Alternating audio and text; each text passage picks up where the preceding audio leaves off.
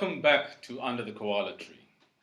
In this episode, we are going to talk about parenting. That's why you don't see any of the other children here. It's just the two of us.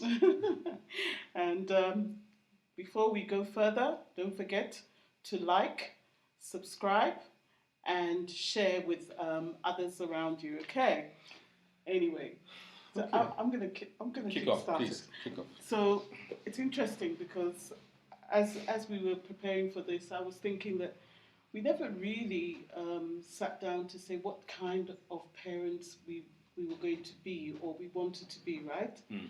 And so for us, to be perfectly honest,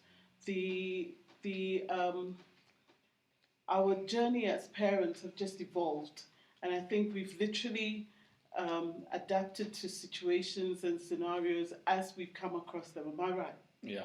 So it's interesting. I mean, there is no manual, obviously, that's going to tell us how to be parents or tell anybody how to be parents. But I think we sort of have muddled through. We've made some huge mistakes in some places and also a few highlights that have not been so bad, right? Yeah, actually, very true. And also, what also happens is the age gaps between the kids in some situations is quite broad. So you try to get a bit of experience from the one. It doesn't always apply that you can apply to the others. Yes, because they've yes. all got their different characteristics, different traits. So you can't use the same recipe. It doesn't work. Yeah, but for me, I think what I personally gained, because I came into the marriage with you having 2 children already, I learned a lot. By the time I gave birth, I'd made some mistakes with, for example, Naledi and Sipiwe, and that actually helped me to know now what to do when the others were born. Because for the first time in my life, I actually found myself apologizing to a child. Hold on. I said, hold up, wait a minute, something ain't right. When I made mistakes. And at first it was very humbling. And maybe other people would not even have understood because, you know, where we come from as Africans, how often do you actually hear an adult, a mother figure or father figure, apologizing to a child? 90% of the time you don't. More like you 99%, you don't right? hear this at all. Oh, Okay. yeah. So I think that helped me. But especially when Lindiwe and Mandisa were very small in England, it was difficult for me juggling the whole thing of working, being a working mother, and also coming home, you know, and trying to get food on the table, help with reading, bathing, and things like that. And it was tough because in England, you know, it's not like here in South Africa where really you can afford to have help. And I remember the one time I was so exhausted, I wanted to get somebody to come to the house and help with ironing. And this woman came and said, okay, she'll charge me £15 an hour. And I thought, an hour? So you could iron one shirt in an hour and I'm going to pay for that? She wasn't ready. She wasn't ready. Whereas here it's completely different. You've got somebody for the whole month, and you know, so the help that you get makes a huge difference. The quality of the relationship with the children for me was much better because of it. That applies to the whole continent of Right. Africa. Right. Yeah, the help. No, it's actually interesting because I don't actually think, you don't think about, am I being a good parent? You just take it as it comes. Yeah. And you kind of muddle through and you go through. And maybe somewhere along the line, where weekend, sometime you'll think, okay, how did this week go? And then you'll try and see, is there anything I could have done better? But then because each child is different, each child, each process is a new learning curve. Yeah, but there've been some incredible situations, you know, where, I don't know, there are times where I just think, have I actually been a good mum? Have I actually been a good parent? Because I think sometimes I look at some of the things that our children have done, and, you know, let's take, for example, the time where Mandisa disappeared. They went, was it somewhere in Boksburg, right, in the East Rand? And then they all came home, some drunk, some high. I mean, good gracious, we've seen everything. If there's anything that some parents think you don't want to see, we've seen it all. And I remember each of them coming home one by one. And I think my niece was also living with us. Remember, that was a time our house was full. We had 3 of our nieces living with us, then our 3 younger children, and of course, thank God, my lady had moved out long ago. But they all came home one by one. And I think, if I'm correct, that was the day he came home with a broken leg. Oh, I can't remember. I can't remember. Then Mandy, sir, everybody was home and Mandy was not home. And we're like, where is Mandy? And everybody said, we don't know. A lot of the time I pray for my kids when they go out. Yeah. They may not even know about it, but I pray, God, just keep them, protect them, look after them. But then I also expect the elder children to look after the younger ones. Yes. And they know it as well. So if Mandisa was not there, I actually put the blame on Lindy, because I said she's supposed to look after, be watching over Mandisa. So we actually drive out now, and But sorry, I'm gonna let you finish. But yeah, yes, we have the expectations, right, of Lindy being older or the older ones taking over. But all of them are so strong-willed. And how many times did we hear Mandy say, "Lindy's not the boss of me," and so very resistant to anything that Lindy tried to do as an older sister. But they have to understand that, just in the same way that I would expect her to look after the child if they went out. So now we've driven out there, and I'm driving around Boxburg, going asking to random people at the, what's it called, McDonald's, and I think we look like stupid parents. Showing a picture. Have you seen my daughter? Have you seen her around? And I also then prayed. I said, God, I think I've done it. I've overdone it. I've given her too many the boundaries. I've overdone it. But she came back the following day. No, she called. Remember, she called, and it was she was with some white guy who was on holiday from England. And we're thinking, this person could be a murderer, could be, a rapist, anything. How can you be so irresponsible?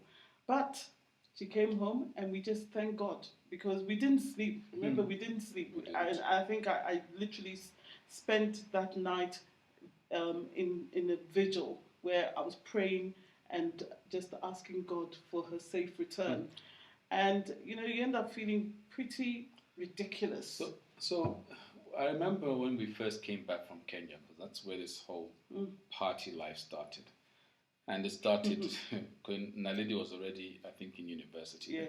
So we didn't really have to worry about her. And the lady's not really been the party, going clubbing type at all. You don't have to worry about her. But now I think Lindy was just starting at Brazier House. High school. And then she says, oh, Daddy, we've got a party. How old was she then? 13, 14? 13. There's a party I'm going to. Now you've got to... This was at St. John's. Yeah, you've got to think about it, that the times when we used to come to South Africa, we were staying in the township. So all I'm visualizing is a township party, and I'm visualizing it getting rough and knives coming out and people being stabbed. So now I'm saying, okay, St. John's, what kind of party? Well, really, I didn't start going to a party till I was about 16. Now I'm letting a 13-year-old go to a party. How safe is it exactly? So that's a first-time experience, and we have to define the boundaries. But we actually drove with her to St. John's, and I'm looking around. She was so tiny. Yeah. She's still tiny anyway, but... And I suppose it's not really the best criteria, but I actually use the criteria of how many white parents there were and how many white kids there were at this event, primarily because I believe that, I suppose, generally the whites are more frightened of crime and whatever. So if they are comfortable with their children, and even some smaller than Lindy were, going to a party, then it must be relatively safe. And that's how we started letting her go to some of these parties. That was Lindy. Okay. Not that I really thought about it from that perspective, because I think for me it was just the complete fear of the unknown. Nothing to do with whether it's a township, but then I don't really have that experience Okay. of because I'm reluctant to believe that just because it's a township, it's going to be troublesome. All right. Well, that's my experience. Okay. But there are also other challenges we've had. One challenge was Mandusa going to a party when she was in primary school, and they got drunk with her friends. Oh my And goodness. the parents were worried that I was going to come and really be angry that somehow they had gotten drunk, and I believe they got drunk before they got there. And I was just so embarrassed. I just pulled them in the car. Let's go home. You're now embarrassing me. And that's the one incident. There was another incident as well. Sure, there've been too many. With got at 2:00 home. There's a guy she's with, and I'm asking where the other girls. I don't know. You don't know? You don't know? Okay, so now I'm driving off to Parkhurst to try. I got hold of Mandy, sir, and then I'm asking where's.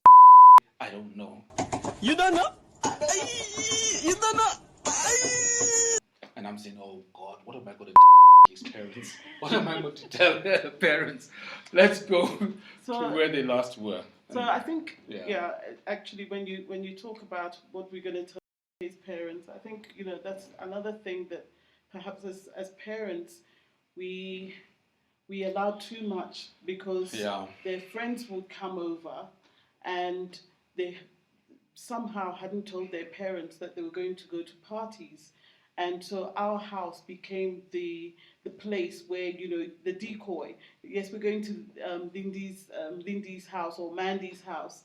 And it was literally an excuse to go partying without the parents' knowledge or consent. But that started to change. Once we got wind of it, we said, okay, let's call your parents first and make sure that we've gotten their permission. Then that really changed. But remember the time now we had to go and drop a friend. I think it was Lindy's friend. We had to go and drop her at home, and she had been with us the whole weekend, and we hadn't asked any questions. I think that's maybe one of the things about our parenting style, that we're so transparent with our children that we expected the same of their friends and their parents.